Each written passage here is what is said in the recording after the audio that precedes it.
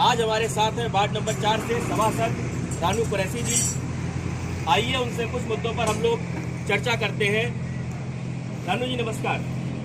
सबसे पहले मैं आपसे जानना चाहूँगा कि नगर में आपके पास क्या पद है और क्या जिम्मेदारियाँ हैं? जी, मैं नगर पालिका परिषद छिबरामऊ में सभासद भी हूँ और कन्नौज का मैं जिलाध्यक्ष हूँ सभासद एसोसिएशन का। बहुत बहुत धन्यवाद आपका इस बात के लिए। तो अभी तक नगर में जिस तरह के कार्य आपके द्वारा कराए गए हैं उनमें से कोई ऐसा कार्य जिसको आप हाईलाइट करना चाहते हो? जी, मैंने नगर में पूरे नगर में खासकर वार्ड नंबर 4 कस्साबाद में मैंने इतने योगदान में संघर्ष करके लाखों करोड़ों रुपए के बजट से शासन प्रशासन से स्वीकृत कराई हुई चीज़ों को हमने नगर में विकास के रूप में अपनाया है। जैसे हमारे यहाँ एक 20 से 25 लाख रुपए की बहुत बड़ी बड़ी सड़कें और तमाम करोड़ों रुपया हमने प्रधानमंत्री आवास योजना में गरीबों को दिलवाया। इसी तरीके से शौचालय के थ्रू हमने करोड़ों रुपया गरीबों को लाभ पहुँचाया है।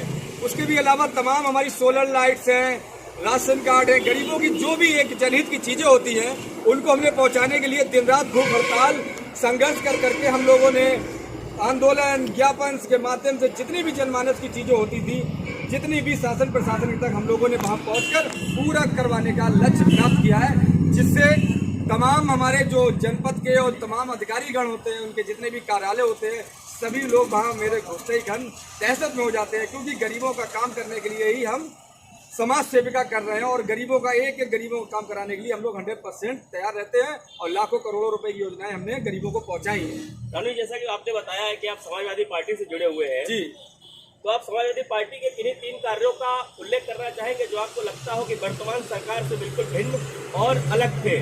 जी, समाजवादी पार्टी के 3 ही कार्यकाल नहीं बल्कि 300 भी कार्य उनके मुकाबले में भारतीय जनता पार्टी सोच नहीं सकती है।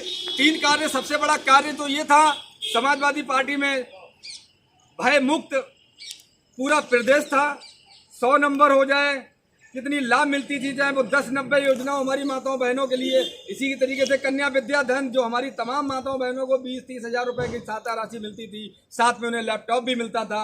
इसी तरीके से आपने बताया तब हमारी तमाम ऐसी योजनाएं थी जो लोहिया आवास के साथ में तमाम ऐसी चीज़ें थी, गाँव गलियों में पहुँच लोहिया आवास बनवाने का काम किया।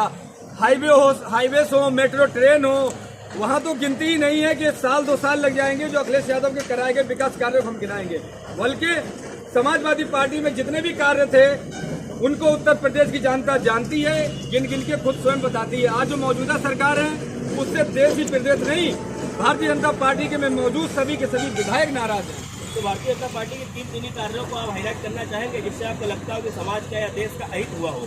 जी, सबसे बड़ा तो उनका एक यही है, भाई को भाई से लड़ा रहे हैं, नौजवानों को नफरत की आग में फेंक रहे हैं।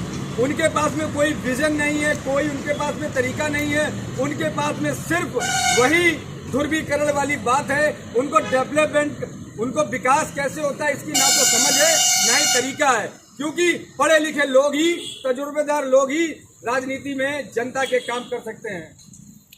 तो जैसा कि आपने बताया इस सारी चीज़ों को, क्या आपको लगता है कि समाजवादी पार्टी की सरकार आने के पश्चात में जनता में जिस तरह की क्रांतियाँ उपलब्ध है इस समय वर्तमान में, कि अगर सपा की सरकार आ जाएगी तो यादवों का या फिर मुसलमानों का वर्चस्व हो जाएगा, ब्राह्मण या क्षत्रियों को जो है भय में रहना पड़ेगा, क्या ऐसा संभव है? क्या आपको लगता है ये आश्वासन सरकार दे पाएगी?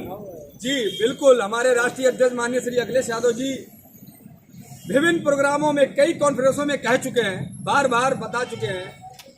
जिस तरीके से भारतीय जनता पार्टी के लोगों ने, खुद उनके बड़े नेताओं ने तमाम 22 अहम का कर रैली में काफी संबोधित करते थे। वो आज बता दें थानों में किस जाति के लोग हैं, वो बता दें जनपदों में किस जाति की तूती चल रही है, वो बता दें अन्य समाज के धर्मों को, समाज के लोगों को मारा जा रहा, पीटा जा रहा, वो बता दें वो किस जाति के लोग हैं। उत्तर प्रदेश में कभी भी कोई नहीं कह सकता था कि इस तरीके से चलता था। हाँ, उनके साथ में मीडिया के एक बड़े संसाधन ने उनकी झूठी खबरों को गांव गलियों में पहुंचाने का काम किया था। क्या सपा सरकार ये आश्वासन देगी आपके अनुसार कि आने वाले समय में अगर समाजवादी पार्टी की सरकार आती है तो जनता को किसी प्रकार से भयभीत होने की आवश्यकता नहीं है? बिल्कुल नहीं है, और ना ही पहले थी। मैंने बताया नहीं, कोई बता दें, हम लोग कन्नौज जनपद से हैं, कोई भी एक 10 घटनाएं, 5 घटनाएं, 2 घटनाएं बता दें जो एक जाति से जोड़कर दूसरी जाति से की गई थी। क्योंकि भारतीय जनता पार्टी का काम ही यही है कि किसी एक व्यक्ति से दूसरे व्यक्ति से कोई बात होती थी वो उसको जातियों का आधार पर देखकर भ्रामक प्रचार करती थी।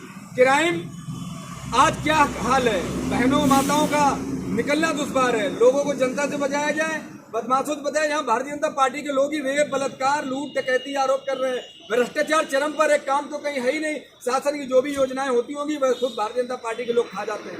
आगामी समय में आप नगर के लिए किस विकास को और किस कार्य को करना चाहेंगे जो आपकी प्रमुखता में हो, कि जिसको आप चाहें कि सबसे पहले होना चाहिए नगर के लिए? अगर मौजूदा सरकार समाजवादी पार्टी की होती है या 2022 में समाजवादी पार्टी की सरकार बनेगी, तो जो हमारे नगर के लोग हैं जो नया बाईपास की मांग कर रहे हैं, आज मैं 100% गारंटी से कह सकता हूं, राष्ट्रीय अध्यक्ष अखिलेश यादव जी की सरकार होती, मौजूदा मुख्यमंत्री वो होते, तो नया बाईपास भी निकल गया होता और तमाम हमारी माताएं बहनें, जो बुजुर्ग भाई और गरीब मजदूर जो लाखों की तादाद में बेरोजगार हो रहा है, उनके लिए तुरंत की तुरंत मुआवजा करते, उनको दुगना 4 गुना ज्यादा पैसा देते जिससे वो कहीं जाकर अपना कर सके।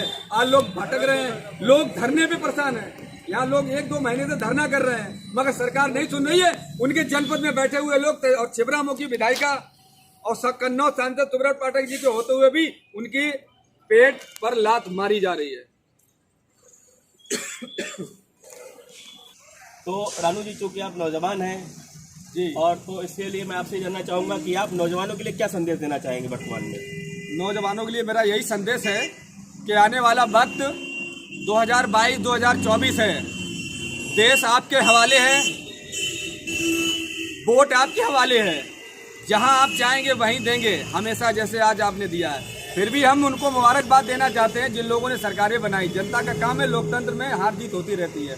बताओ नौजवानों, तमाम हमारा देश, किसान हमारा परेशान है, मारा जा रहा है, तड़पाया जा रहा है। परेशानी चीज अलग होती है। उनको 2-2, 3-3 महीने हो गए जिनको भगवान बोला जाता था, उन भगवानों को मारा जा रहा है।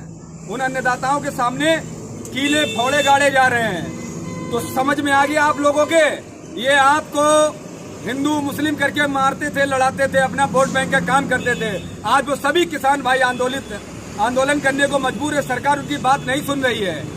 वहां पर बैठे हुए हिंदू मुस्लिम की तमाम वर्गों के समाजों के लोग हैं, आज वह सब किसान में तब्दील हो गए हैं। भारतीय जनता पार्टी की सरकार हटाना ही देश को बचाना है, अपने आप को बचाना है। विकास सबसे पहले ये लोग आपका छीनकर अंबानी जी को, अडानी जी को देने का प्रोग्राम फिक्स हो गया है। इसीलिए वह किसानों की नहीं मान रहे हैं। अब देश, नौजवान अपना देश, अपना प्रदेश बचा लें।